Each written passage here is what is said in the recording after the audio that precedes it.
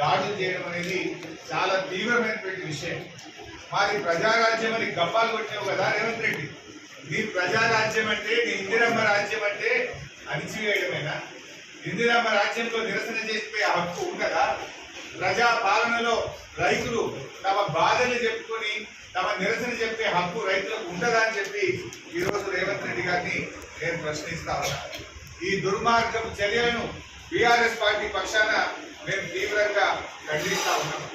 నువ్వు ఎన్ని కేసులు పెట్టినా, ఎన్ని ఆంక్షలు పెట్టినా, చివరి రైతుకు రుణమాఫీ జరిగేదాకా బీఆర్ఎస్ పార్టీ ప్రధాన ప్రతిపక్షంగా నీ వెంట పడుతూనే ఉంటుంది, రైతుల పక్షాన పోరాటం చేస్తూనే ఉంటుంది అని చెప్పి రేవంత్ రెడ్డి గారి ప్రభుత్వాన్ని హెచ్చరిస్తా ఉన్నాం.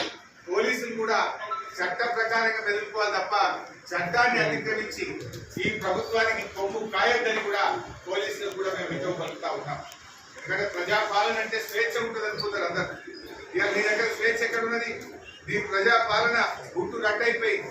నీ ప్రజాపాలనలో నీ అబద్ధాలను, నీ మోసాలను నిలదీస్తే అన్ని కేసులు అక్రమంగా నిర్బంధించడం తప్ప ఇంకోటి కూడా ఈరోజు ప్రజలకు కనబడతలేదు. మిత్రులారా, ఈరోజు యాదాద్రి లక్ష్మీనరసింహస్వామి దర్శనానికి మేము వచ్చాం. మీ అందరికీ కూడా తెలుసు ఏం జరిగిందో కూడా మీ అందరికీ తెలుసు. ఈ రాష్ట్రంలో డిసెంబర్ 7వ తేదీన మా ప్రభుత్వం అధికారంలో వచ్చిన వెంటనే ఏకకాలంలో 2 లక్షల రుణమాఫీ చేస్తామని చెప్పింది రేవంత్ రెడ్డి గారా కాదా? ఏమైంది? డిసెంబర్ 7 ఎందుకు చేయలేదు నువ్వు? డిసెంబర్ 9 నాడు రుణమాఫీ చేస్తాను, డిసెంబర్ 7 నాడే గద్దెకెక్కినావు, కానీ రుణమాఫీ మర్చిపోయినావు. ఈరోజు నువ్వు ఆనాడు ఎన్నికల ముందేమో, అసెంబ్లీ ఎన్నికల ముందు 6 గ్యారంటీలు హామీలతో ప్రజల్ని మోసపుచ్చినావు.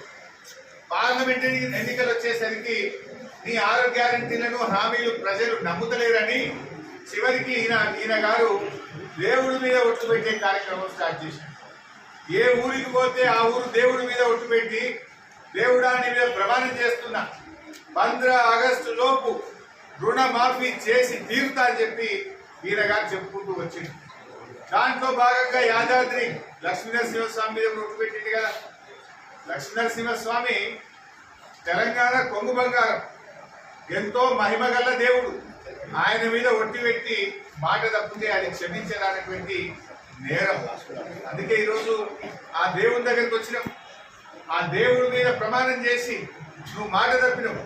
పాలకుడే పాపం చేస్తే, పాలకుడే మాట తప్పితే ప్రజలకు రాష్ట్రానికి అరిష్టం వాటిల్లొద్దని ఈరోజు యాదాద్రి లక్ష్మీనరసింహస్వామిని వేడుకోవడానికి వచ్చినాం.